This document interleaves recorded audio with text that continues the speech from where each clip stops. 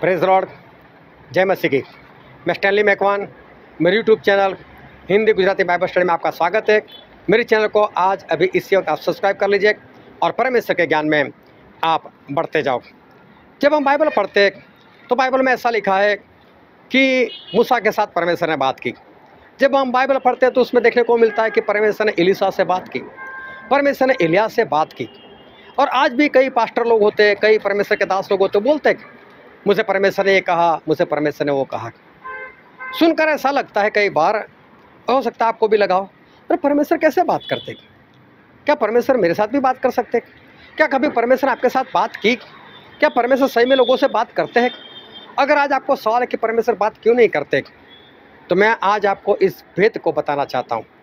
क्या है ये भेद? कैसे परमेश्वर आपके साथ बात करने लग जाएंगे? वो जानने के लिए मेरे साथ इस वीडियो में अंत तक बने रहो। जब इजराइल आज़ाद हो गए तब एक बार परमेश्वर ने मूसा को बोला, मूसा आज और कल 2 दिन है तेरे पास, पूरी इजराइल मंडली को शुद्ध कर, पवित्र कर, और उनको ये कहे कि तीसरे दिन मैं तुम लोगों को मिलने के लिए आऊँगा। और मूसा ने पूरी छावनी में ढिंडोरा पिटवा दिया कि 2 दिन है, सभी लोग शुद्ध हो जाओ, पवित्र हो जाओ, और तीसरे दिन परमेश्वर हमको मिलने के लिए आने वाले। तो क्या हुआ कि सभी लोग शुद्ध हो गए, पवित्र हो गए, और तीसरे दिन परमेश्वर सीनाई नाम के पहाड़ के ऊपर वो उतरे पूरी आग के साथ और बड़ी गर्जना के साथ वो वहाँ पर उतरे। चारों ओर बादल छाया हुआ था, पूरा पहाड़ जलने लग गया था, उसकी लो जो थी वो आसमान को छू रही थी और परमेश्वर उसमें थे।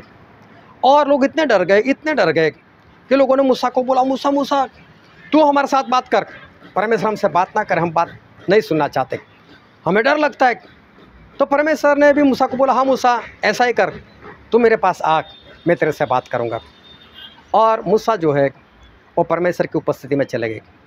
लेकिन सोचो, वो पहाड़ तो जल रहा था। क्या जलते पहाड़ में कोई जा सकता है? क्या कोई सोच भी सकता है? मूसा ने हिम्मत की, देखी जाएगी। और मूसा जलते हुए पहाड़ में चले गए। और जब चले गए तो 6 दिन तक मूसा के साथ परमेश्वर ने बात नहीं की थी, 6 दिन तक। और मूसा वहाँ पर दंडवत करते हुए 6 दिन लगातार सोए रहे। कहने का मतलब ये नहीं कि आंखें बंद कर सो गए, दंडवत करते हुए कि यहाँ पर परमेश्वर है। लेकिन 6 दिन तक परमेश्वर ने मूसा से बात नहीं की। तो मूसा वहाँ से भाग नहीं आए। अरे परमेश्वर से तो बात नहीं करते। उन्हें कितना पुकारा होगा, परमेश्वर कहाँ हो, आपके बुलाने से मैं आ चुका हूँ, मेरे से बात करो। लेकिन 6 दिन तक परमेश्वर ने बात नहीं की थी। फिर भी मूसा वहाँ पर सोए पड़े रहे, इंतजार करते रहे, अभी परमेश्वर मेरे से बात करे, अभी परमेश्वर बात करे। और आग में पड़े रहे। कैसे परमेश्वर ने उस आग से उसकी रक्षा की वो जाने। लेकिन मूसा ऐसी आग में 6 दिन तक पड़े रहे। तब परमेश्वर ने 7वें दिन मूसा के साथ बातें की। कितनी धीरज, कितनी सहनशीलता। आई नाम का शहर था, वहाँ पर लड़ने के लिए जाना था। तो जो जासूस लोग गए थे भेद लेने के लिए, उन्होंने आकर यहोशू को ऐसा कहा कि यहोशू, हम सभी लोग लड़ने के लिए नहीं जाएंगे, शहर छोटा है और इसलिए हम 2000 या 3000 लोग जाएंगे। तो यहोशू ने बोला कोई बात नहीं, 3000 चले जाओ। अभी 3000 लोग लड़ने के लिए गए। लेकिन हुआ ऐसा कि उनमें से कुछ लोग मर गए और बाकी लोग भाग कर आ गए। तो यहोशू को ऐसा हुआ कि ऐसा क्यों हुआ? तो यहोशू मिलाप वाले तंबू के पास जाकर मुंह के बल गिर पड़े और परमेश्वर को पूछा कि परमेश्वर ऐसा क्यों हुआ? लेकिन शाम हुई ना, तब तक परमेश्वर ने बात नहीं की। और शाम तक यहोशू जो है वो मुंह के बल गिरे पड़े रहे। तब जाकर शाम के वक्त आकर परमेश्वर ने बात की। क्या आप में इतनी धीरज है, सहनशीलता है? क्या आप शाम तक परमेश्वर की आवाज़ सुनने के लिए मुंह के बल पड़े रह सकते हो क्या? परमेश्वर ने एलिय्याह को बोला, एलिय्याह मेरे पहाड़ पर आ जा, होरेब पहाड़ पर, मुझे तुझसे कुछ बात करनी है। और मालूम है 40 दिन 40 रात लगातार पैदल चलकर बिना खाए बिना पिए एलिय्याह उस पहाड़ के ऊपर पहुँचे। तब जाकर परमेश्वर ने उनसे बात की।